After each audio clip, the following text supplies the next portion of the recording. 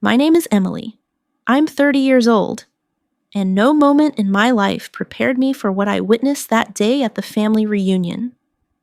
My 6-year-old daughter, Sophie, full of joy and innocence, was singing quietly to herself when my brother, Brandon, suddenly got up and slapped her across the face. The sound echoed through the room. And what did my father say? He smirked and muttered, "Well, she needed to learn some shame." My mother chuckled like it was all some sick joke. But what they didn't know, what they never imagined, was that the entire scene was caught on a documentary microphone, crystal clear, undeniable. Before I walk you through how I held them accountable and turned Brandon's picture-perfect world upside down, let me tell you how we got here. Growing up in the Charles household meant knowing your place. Mine was the scapegoat, the black sheep, the one always too loud, too emotional, too much. Brandon, he was the golden child, star athlete, valedictorian, and a carbon copy of our father, Charles, a high-powered corporate attorney with a sharp suit and sharper temper. Me? I looked like my mother, Margaret, but questioned everything. That made me the difficult one, the troublemaker. "Emily just doesn't know how to behave," my mom would whisper at family events, her voice laced with rehearsed disappointment. By 16, I'd learned to survive by becoming invisible. Head down, voice soft, dreams tucked away.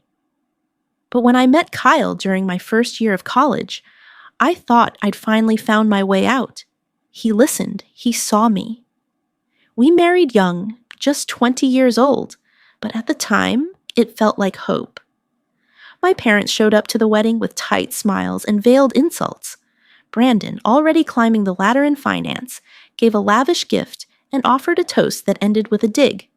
Didn't think she'd find someone willing to take her on.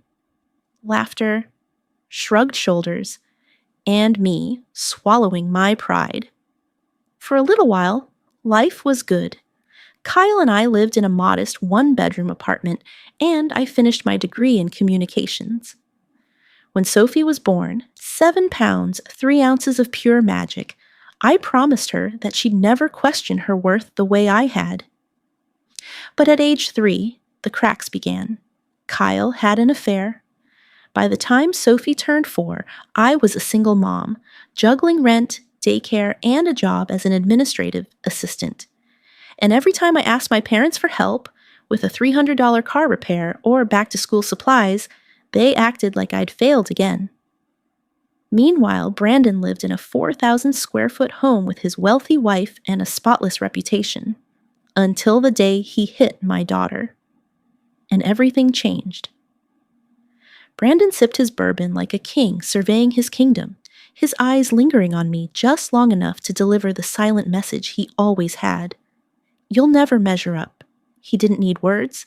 That half smirk, the tailored shirt, the casual mention of closing a 7-figure deal last week, it was the same performance I'd seen since high school. And my father, standing proudly beside him, only reinforced it. "That's my boy," Dad beamed, clapping Brandon on the shoulder like he'd just won a Super Bowl. Always pushing the limits. Meanwhile, I stood there holding a canvas duffel from Target, sweating through my t-shirt, trying not to feel small. Simon, the only one who seemed grounded in reality, was adjusting his documentary gear in the corner of the great room. He offered me a subtle nod, one of the few gestures of kindness I'd received that weekend. "Capturing the Thompson legacy," he said under his breath. I almost laughed. If only the legacy included the parts no one wanted recorded. Our room, of course, was the smallest. Tucked into the back corner of the house, with a view of a gravel driveway and a dented canoe trailer. Sophie didn't care. She unpacked like it was a hotel suite. Her blue swimsuit was already draped across the end of the bed, and she was humming that little song she loved, something about sunshine and stars and being free. It twisted something deep in my chest. She deserved a weekend of joy. That's why we came. That's why I swallowed my nerves and walked through that front door in the first place. But I couldn't ignore the warning signs, the subtle jabs, the way the cousins immediately excluded Sophie at dinner, correcting her grammar like little robots trained in passive aggression. The way my mother suggested a more mature haircut might help me look employable. Every word was a paper cut, reopening old wounds I'd spent years learning to live with. Still, I smiled for Sophie's sake. I told myself I could shield her from the undercurrents, that she didn't have to carry the weight I had. But deep down, I knew the truth. You can't stand between your child and a storm when the storm is your family. And it was just getting started. By the time I brewed a quick cup of coffee from the hallway Keurig and got us both dressed, Sophie was already bouncing in her blue sundress, asking about waffles, the lake, and whether she could sing her special song later at breakfast. Her optimism, her sheer belief that today would be better, it nearly broke me. We made our way into what my parents like to call the great room, though it looked more like something out of a real estate brochure than a home. Vaulted ceilings, exposed beams, and a panoramic wall of windows overlooking Lake Michigan.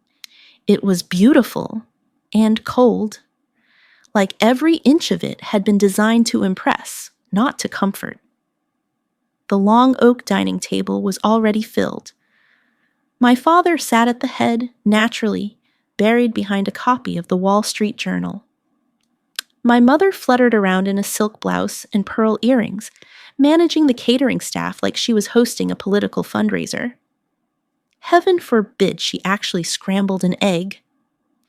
Brandon and Vanessa were seated to Dad's right, deep in conversation about real estate markets and equity funds, as if they were on a CNBC panel instead of a family retreat. Brandon didn't even look up when we walked in. "Morning?" I offered to the room. "Coffee's on the sideboard," my mother said, not bothering to look in my direction. "Sophie, the other children are at the small table by the window." Simon, once again behind the lens of his camera, gave me a quick glance, part apology, part warning.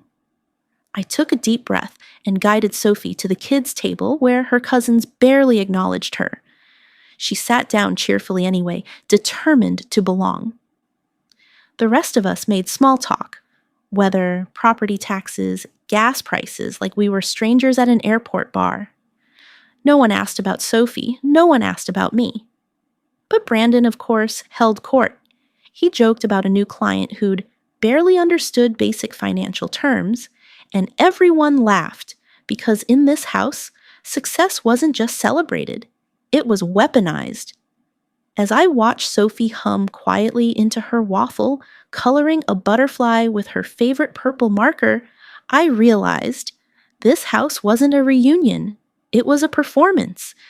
And we were just background props in the Brandon show.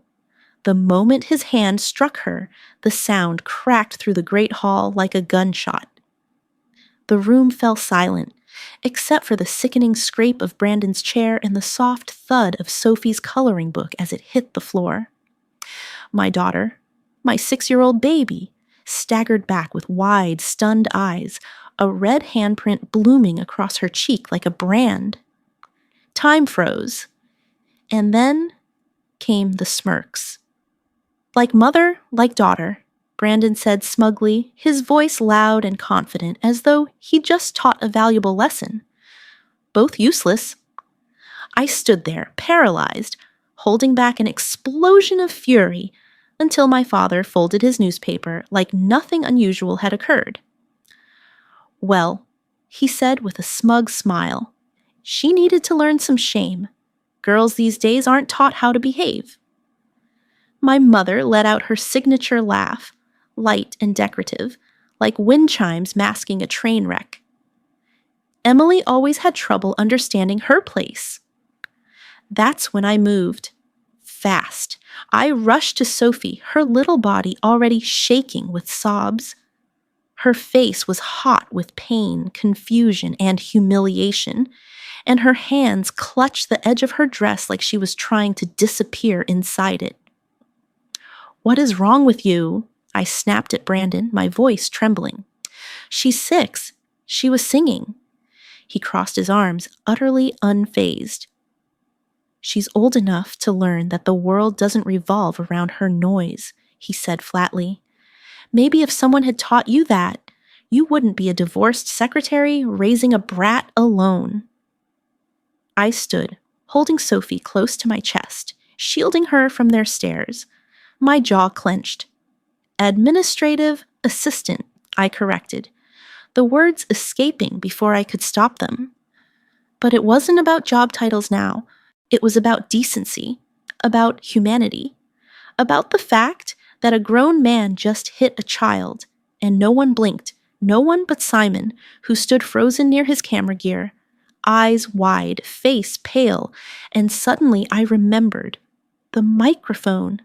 The entire thing, every cruel word, every smug laugh, had been recorded. I looked around at the people I once called family and realized something deep, unshakable. This wasn't a family. It was a hierarchy, and they had just crossed a line that could never be uncrossed. Sophie's tiny voice was barely a whisper. Okay.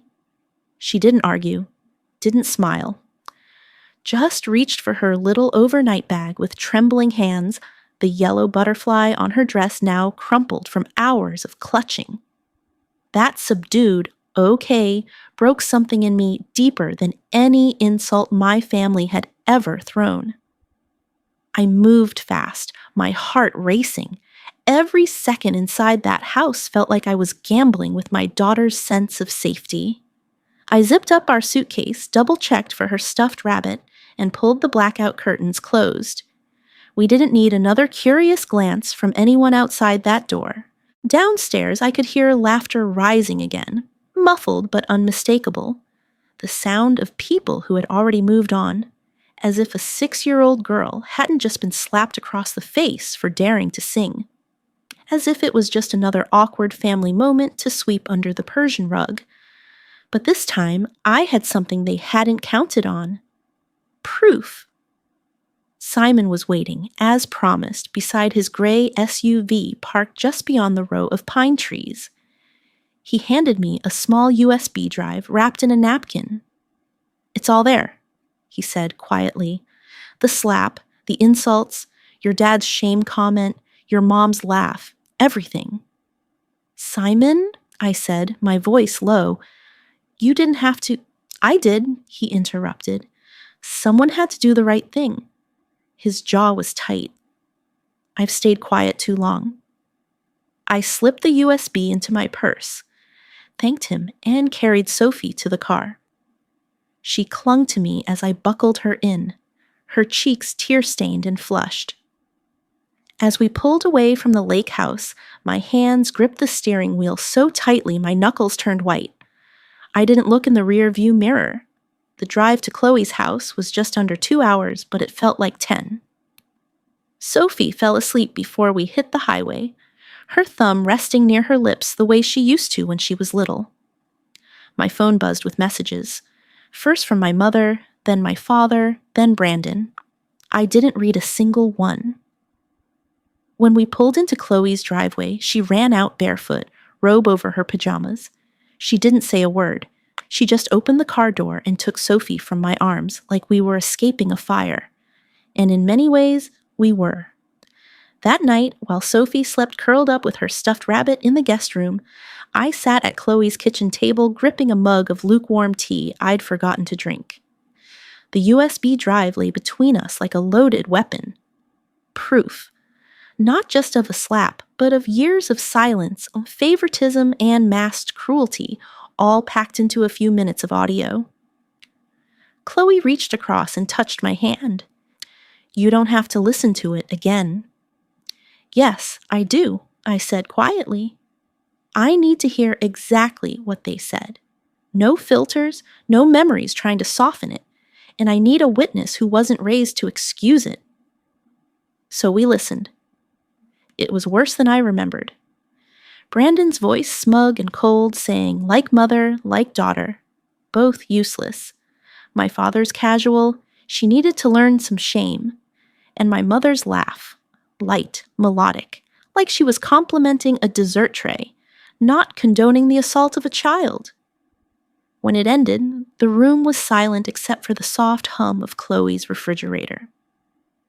Jesus, she muttered. They sounded proud. I nodded slowly, my hands shaking. They were. That's the worst part. They didn't think they did anything wrong. We sat in silence for a long moment before Chloe said the thing I'd already been turning over in my mind. You have to do something. This can't end here. I know, I whispered. But the justice system? It's a gamble, especially with a family like mine, wealthy, polished, connected. They'd spin it as family discipline, claim I'm exaggerating, say it was just a slap. She leaned in. So, what are you thinking? I looked down at the USB. Not revenge, but accountability. Brandon doesn't get to hit a child and go back to sipping whiskey in boardrooms like nothing happened. My parents don't get to laugh and call it parenting. Chloe tilted her head. So, what's the plan? I met her eyes. We hit them where they actually feel it. Reputation, profession, social standing, every place they value more than people. My voice was steady now, calm, focused. This wasn't just about justice for Sophie anymore. It was about stopping the cycle before it landed on someone else's child. And for the first time in years, I felt like I had the power to do it. The next few days felt like walking a tightrope, balancing Sophie's healing with my quiet pursuit of justice. While she adjusted to the safety of Chloe's spare bedroom, I was building a case. Not one for court, but for consequences. First, I took Sophie to Dr. Winters, her longtime pediatrician. She'd known Sophie since her first ear infection and always spoke with a calm authority I trusted. She examined the fading bruise on Sophie's cheek, took photos, and gently asked a few questions. Then she looked at me with concern. She's showing signs of trauma, nightmares, hypervigilance, fear of adult males. I'm referring her to a specialist. That afternoon, I met with Dr. Melissa Garner, a trauma psychologist who specialized in children. Her office had soft lighting, plush toys, and the kind of calm that made even my shoulders drop. After Sophie's first session, Dr. Garner sat me down. She's dealing with acute stress, she explained. She's withdrawn, avoids singing, and becomes anxious when approached by men she doesn't know. This isn't a behavioral phase.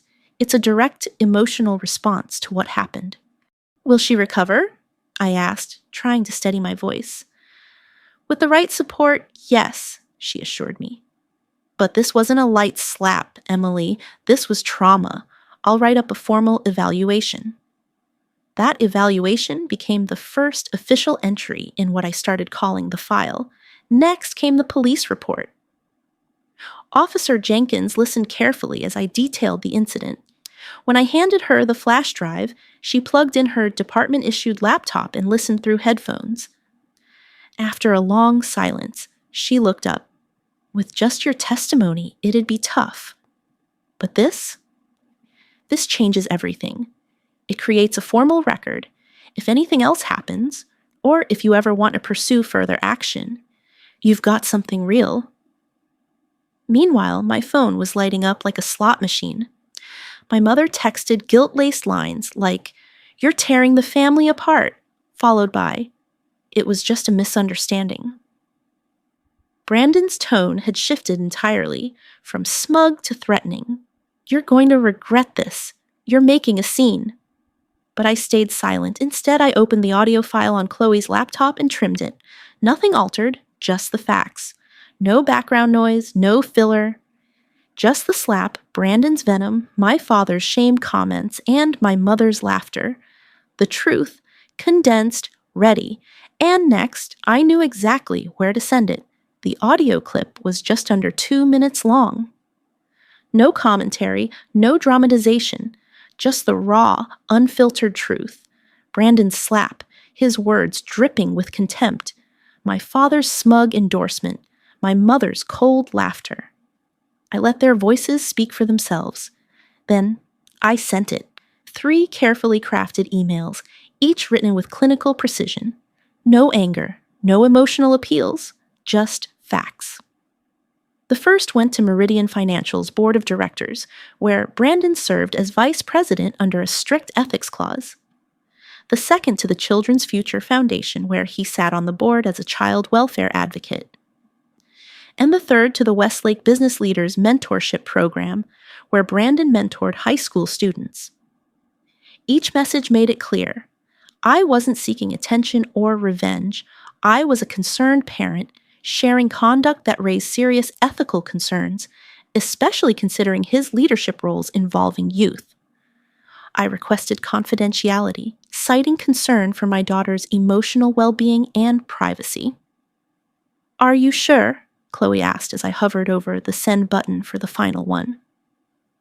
"Yes," I whispered, thinking of Sophie's tear-streaked face and her question that still haunted me.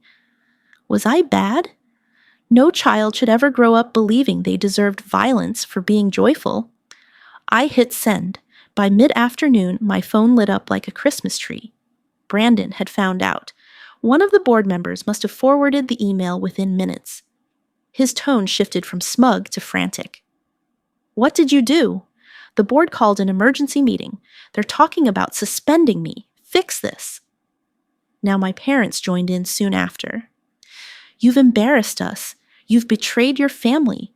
Call us. We can work this out." I blocked every number. That night, Simon called. "Brandon's spiraling, screaming at your parents. He knows I recorded it, but doesn't know I gave you a copy. He's threatening defamation lawsuits." "Let him," I said evenly. "I didn't invent anything. I shared a recording of his own behavior with people who needed to hear it." Then came the text I didn't expect. Vanessa. We met the next morning at a quiet cafe. She looked undone, hollow-eyed, tired, scared. "I heard the recording," she said flatly, "and for the first time, I stopped making excuses for him."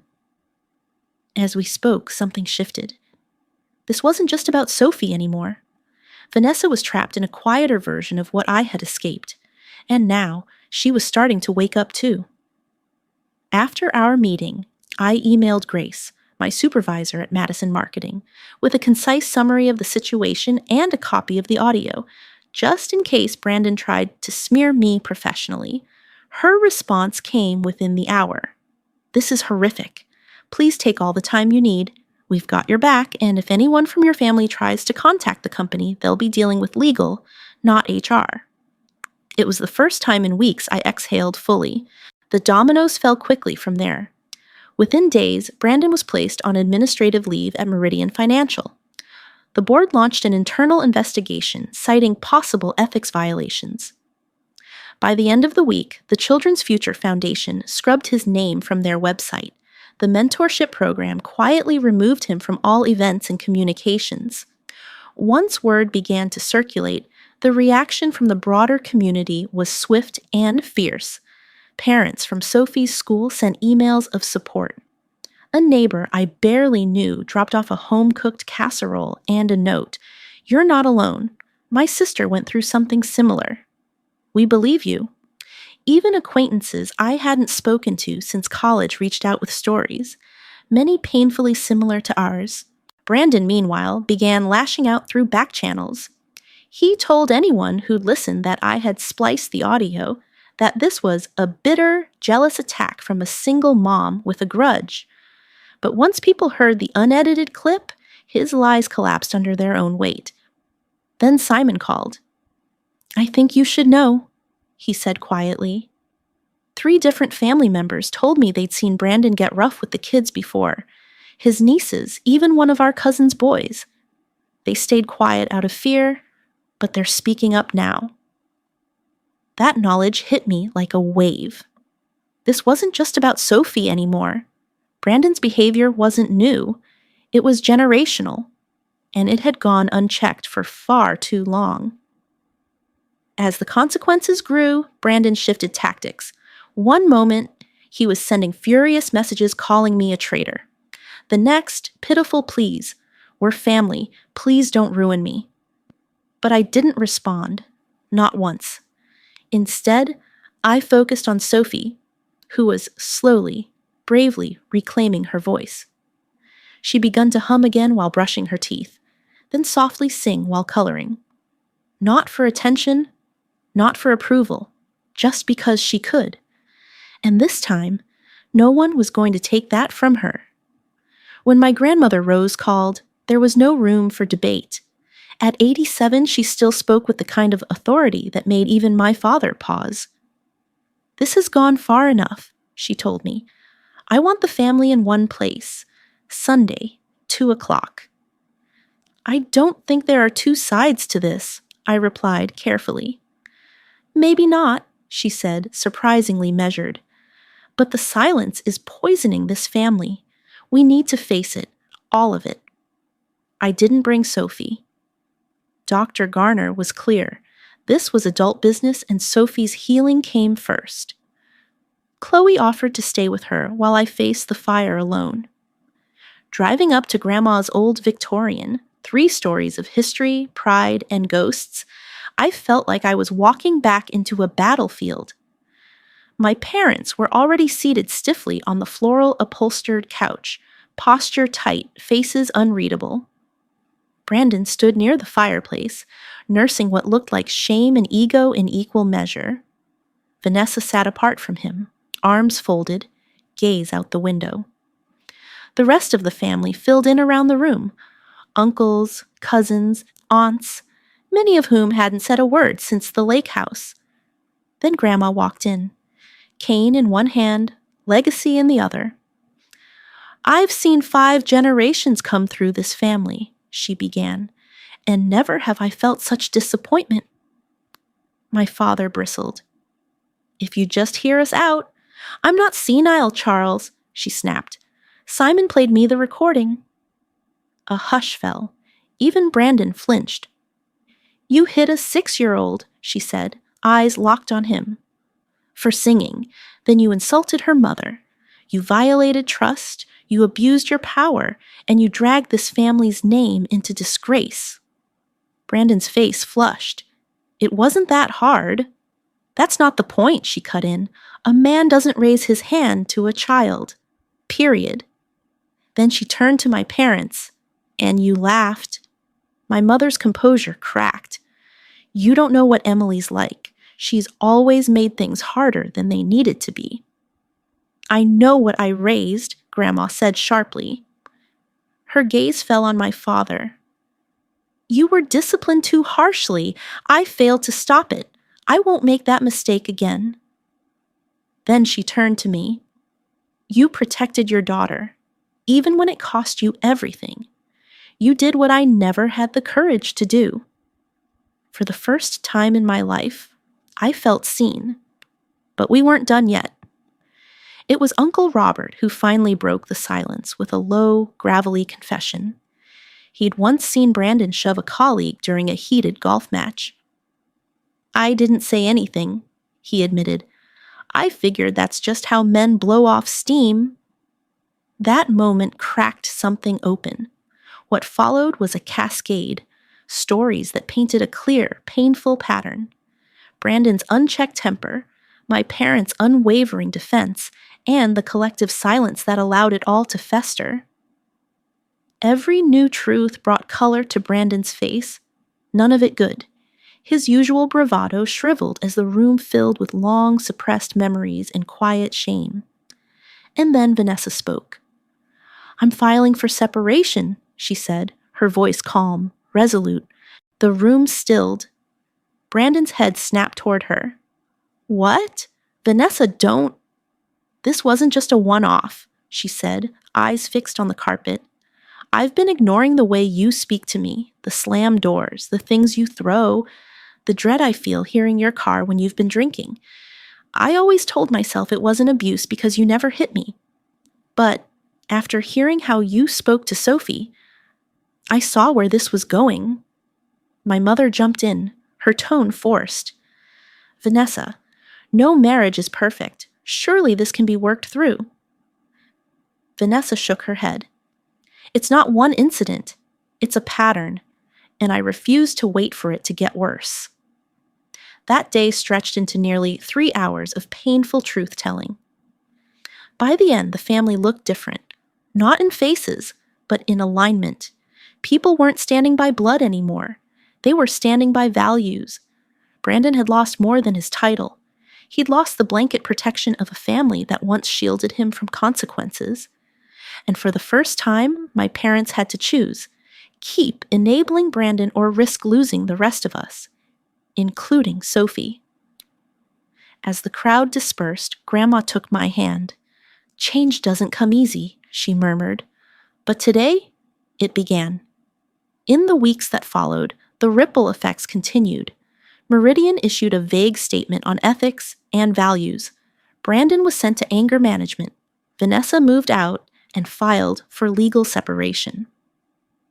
Over coffee one afternoon, her eyes filled with tears as she confessed she'd miscarried twice during their marriage. "I wonder if the stress had something to do with it," she whispered. My parents made half-hearted gestures to reconnect, empty invitations and hollow emails, but I made my boundaries clear. No healing without accountability. 6 months later, Dr. Garner gave me news I never expected. "Sophie's thriving," she said. "And you, Emily, you broke the cycle." For the first time in my life, I was walking forward, head high, hand in hand with my daughter, not as someone desperate for approval, but as a woman finally grounded in her own worth. 6 months had passed since Brandon slapped Sophie at the lake house, but the changes in our lives felt like they spanned years. What once was a cramped apartment we barely afforded after my divorce had become our refuge, a space filled with music, quiet strength, and safety.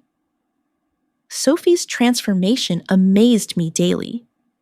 Dr. Garner had moved our therapy to monthly check-ins. "She's singing again," I told her, emotions swelling. Not just at home, she joined the community choir.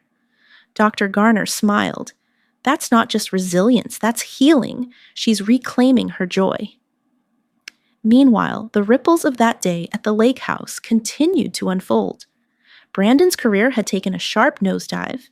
He still had a job, but it was buried in a windowless office, far from the clients he once courted. Vanessa had finalized their divorce, and during one of our lunches, she said quietly, "Sometimes I wonder what would have happened if we'd had kids. Would I have protected them, or made excuses like your parents?" Speaking of my parents, rebuilding any kind of relationship with them came with conditions. They reluctantly agreed to family therapy, and our first few sessions were hard. My father tried to dominate the conversation, while my mother hid behind tears and comments about family unity. But progress came in increments. In our third session, my father admitted, voice strained, "I should have stopped Brandon. I failed Sophie." My mother, more resistant, eventually whispered, "I thought keeping peace meant staying silent." I was wrong. Visits with them were now limited, supervised and held in neutral locations. But even then, I saw glimmers of change. My father tried to connect with Sophie on her terms, letting her talk about unicorns and coloring without steering the conversation to his preferences. My mother stopped mid-sentence more than once, catching herself before making a critical remark. Small things, but for a family like mine, monumental. Professionally, I'd taken a leap. I applied for a project manager role at Madison Marketing. I thought I was reaching too far, but Grace, my supervisor, disagreed. "You showed clarity, strength, and leadership when it mattered most," she said during my interview. "You didn't just manage a crisis, you led with character. That's exactly what this role needs." I got the promotion, and with it, the financial independence to cut all monetary ties with my parents. But the most unexpected shift came from a support group I joined for parents healing from family trauma. What started as listening evolved into leading. I began speaking at workshops on setting boundaries, protecting children, and unlearning toxic family legacies. And then, 7 months to the day after that slap, Sophie and I hosted a quiet celebration at home. Chloe came, so did Simon, now separated from Linda. Vanessa brought her sister. Colleagues, support group friends, they all came, even my grandmother, and, hesitantly, my mother. As laughter filled our modest living room, Sophie tugged at my sleeve. "Mom," she whispered, "can I sing the song now?" I looked at her. "Are you sure, sweetheart?" She nodded, eyes bright. "I want to." "I've been practicing with Ms. Joanna at choir," Sophie whispered, her eyes shining with nervous excitement. I stood and gently called for everyone's attention. As Sophie stepped near the window, bathed in soft sunlight, a hush fell over the room. And then she began to sing, not the playful tune that had once drawn Brandon's hand, but a simple ballad about courage, about finding your voice and refusing to let it be taken. Her voice, once silenced by fear, now filled the space with clarity and warmth. No tremble, no hesitation, just pride. Tears blurred my vision.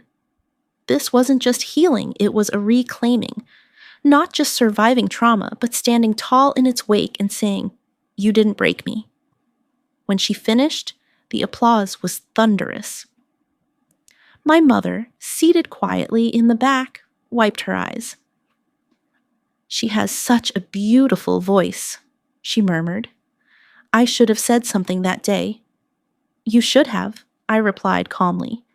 "But what you say now still matters?" Later that evening, as the last guest left and Sophie slept soundly, I sat beneath the stars on our small balcony. The woman I had become was not the woman who once stayed quiet for peace. I had found my voice because Sophie found hers. Some moments fracture a family, others reshape it. Brandon tried to silence a child, but in doing so, he helped ignite generations of long-buried truth. And finally, we chose to sing. Life lesson, the power of speaking up, even when it's against your own family. There comes a time in life when silence becomes more dangerous than confrontation. For many adults, especially those raised in traditional families, keeping the peace meant staying quiet, swallowing pain, and excusing toxic behavior under the label of family loyalty. But this story reminds us that silence in the face of abuse isn't noble, it's enabling. When Emily stood up for her daughter, Sophie, she broke a cycle that had spanned generations. She didn't just protect a child, she redefined what it means to be family. Her courage to document, confront, and act didn't lead to revenge. It led to accountability, healing, and lasting change. For those of us navigating complicated family dynamics, this story is a wake-up call. Setting boundaries is not betrayal, it's protection. Seeking justice isn't drama, it's responsibility. And confronting the truth, even when it's uncomfortable, is the only way to build a future where our children can thrive without fear. In a world that often encourages us to keep the peace, sometimes the most powerful thing we can do is refuse to be quiet. Because sometimes love means choosing what's right over what's familiar.